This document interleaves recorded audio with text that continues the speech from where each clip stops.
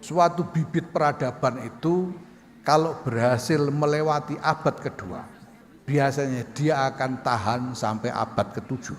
Penjenengan bisa cek peradaban-peradaban besar dunia lainnya itu polanya hampir sama. Maka Bapak Ibu sekalian, abad kedua ini adalah abad yang krusial bagi kita semua.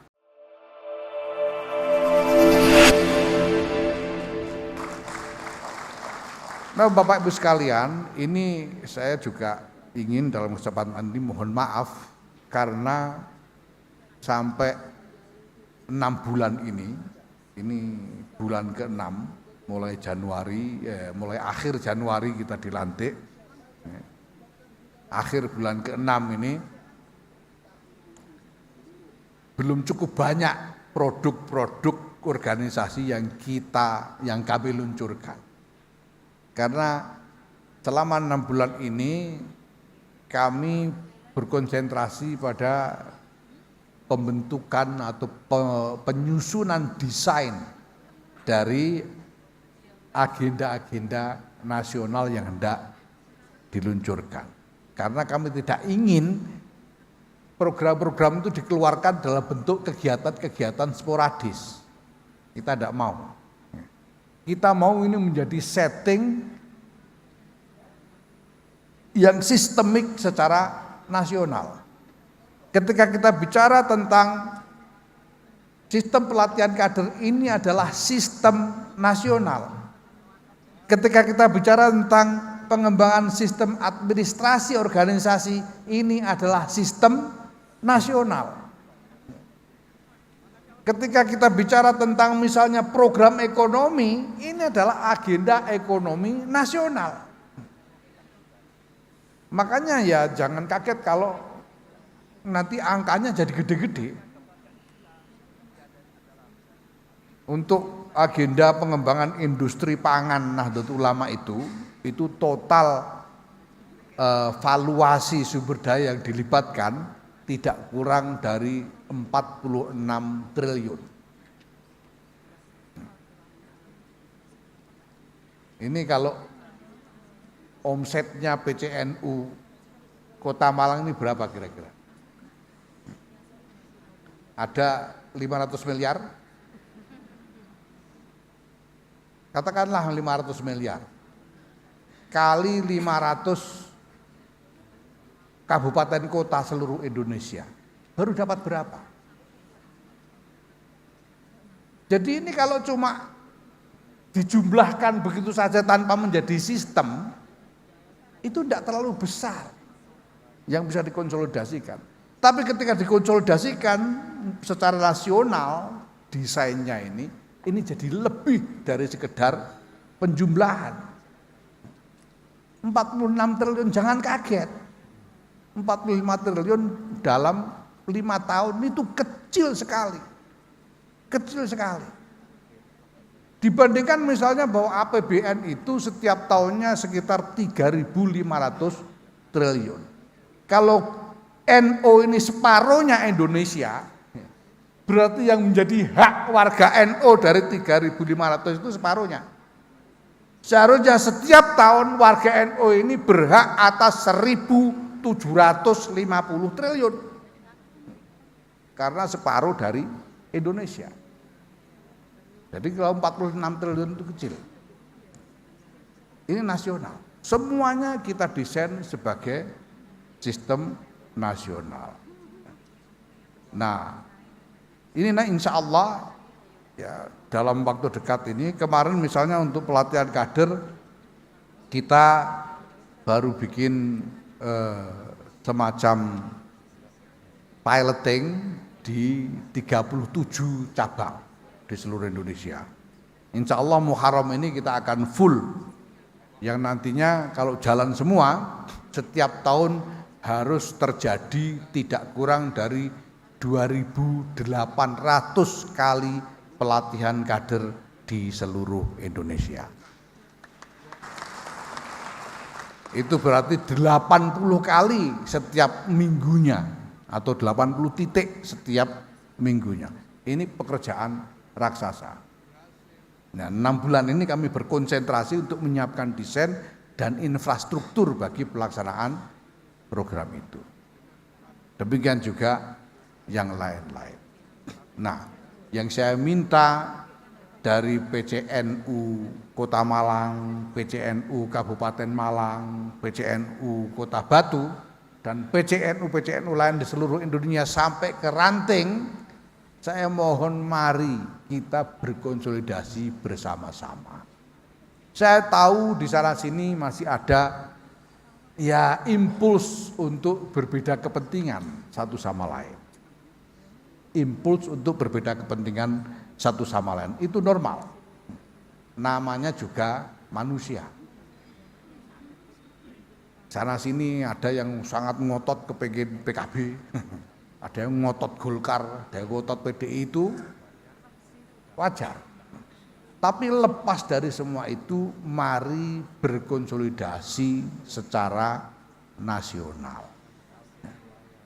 Ya, kalau panjenengan PCPW siapapun merasa punya gagasan yang valid, yang bagus, bicarakan dengan teman-teman, sampaikan kepada PBNU untuk diolah bersama-sama.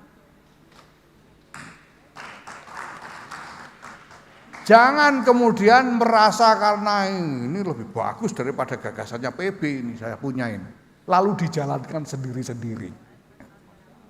Saya jamin sampean tidak akan kuat menghadapi tantangan-tantangan yang ada di depan kalau sampean jalan sendiri-sendiri.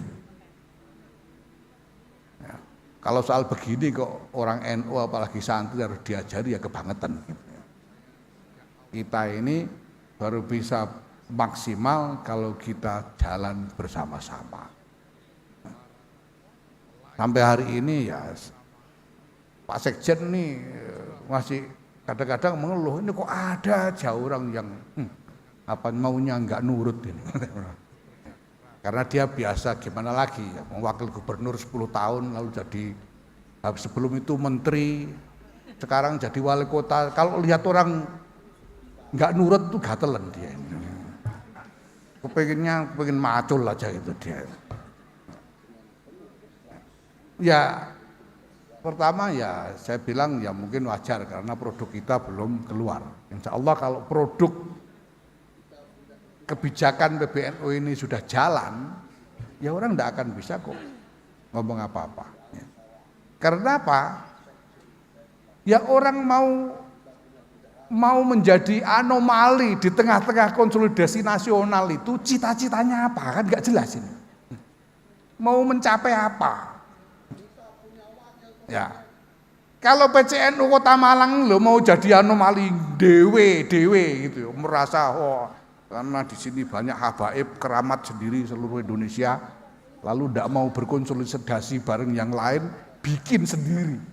Itu cita-citanya apa? Masa cuma mau jadi NU Kota Malang selama-lamanya? Karena ini walaupun Kota Malang ini NU Kota Malang tidak boleh Malang seterusnya. Tidak boleh. Walaupun namanya Malang, NU-nya harus mujur. Mujur itu artinya bejo. Bejo atau lurus ke depan. Kalau lurus ke depan itu bisa jadi jembatan. Mujur ke depan itu bisa jadi jembatan. Jembatan dari abad yang lalu menuju abad yang akan datang. Lah kalau Malang, jembatan kok Malang, itu kentir. Tidak bisa. Tidak ada jalan lain kecuali konsolidasi nasional. Maka saya ingin serukan kepada semua teman-teman kader-kader Nahdlatul Ulama, ya. Bukan cuma di Kota Malang saja, tapi di seluruh Indonesia dan di semua tingkatan, mulai ranting sampai PBNU, di semua lingkungan, baik di PBNU, lembaga-lembaga, banom-banom, maupun banomnya banom, ya. Mari kita berkonsolidasi secara nasional. mari kita bicara tentang NU yang bersatu secara nasional. Karena hanya itu satu-satunya jalan kita bisa mendikdayakan Nahdlatul Ulama menjemput abad kedua menuju kebangkitan baru. Bapak Ibu sekalian yang saya hormati, tidak lain saya terus memohon agar panjenengan semua ikut mendoakan terus-menerus pengurus besar Nahdlatul Ulama, semoga diberi kekuatan dan bimbingan oleh Allah Subhanahu wa taala, dimudahkan segala urusan ya. Karena ini 6 bulan ini memang menegangkan sekali. Dan saya kira ini ketegangan macam ini tidak akan berakhir ya, sampai cita-cita kita tercapai. Karena urusannya memang urusan-urusan besar. Nah, semoga kita semua kuat. Ya. Pengurus besar Nahdlatul Ulama senantiasa terbuka. Bapak Ibu sekalian, saya ingin sampaikan sekarang siapa saja, kapan saja mau datang ke kantor PBNU, pasti ada yang menyambut, pasti ada yang melayani, pasti ada yang mendengarkan. Selalu. Tapi ya jangan ngotot minta ketemu ketua umum. Ya karena ya saya sendiri memang tidak setiap hari bisa di kantor karena harus seringkali harus kesana kemari. Tapi pasti ada pengurus yang di kantor siap mendengarkan panjenengan, siap melayani apapun yang panjenengan butuhkan, siap mengupayakan ya, apapun bantuan yang panjenengan butuhkan. Dan semuanya akan tercatat sedemikian rupa sehingga tidak ada yang terabaikan. Tidak ada terabaikan. Apalagi di Kota Malang ini ada orang-orang pinter, kalau ada gagasan-gagasan yang panjenengan yakin akan berguna, saya undang panjenengan datang ke kantor pengurus besar Nahdlatul Ulama bertemu dengan teman-teman PBNU. Mari kita bicarakan bersama, insya Allah. Ini semua adalah ikhtiar sekuat-kuat kita. Karena kita ini baru mulai. Bapak Ibu sekalian, saya ini punya teori ya. Saya ini punya teori. Suatu bibit peradaban itu kalau berhasil melewati abad kedua, biasanya dia akan tahan sampai abad ke-7. Biasanya. Umayyah itu cuma tahan 2 abad. Abbasiyah juga cuma tahan 2 abad. Tapi Turki Utsmani tahan sampai abad ke-7.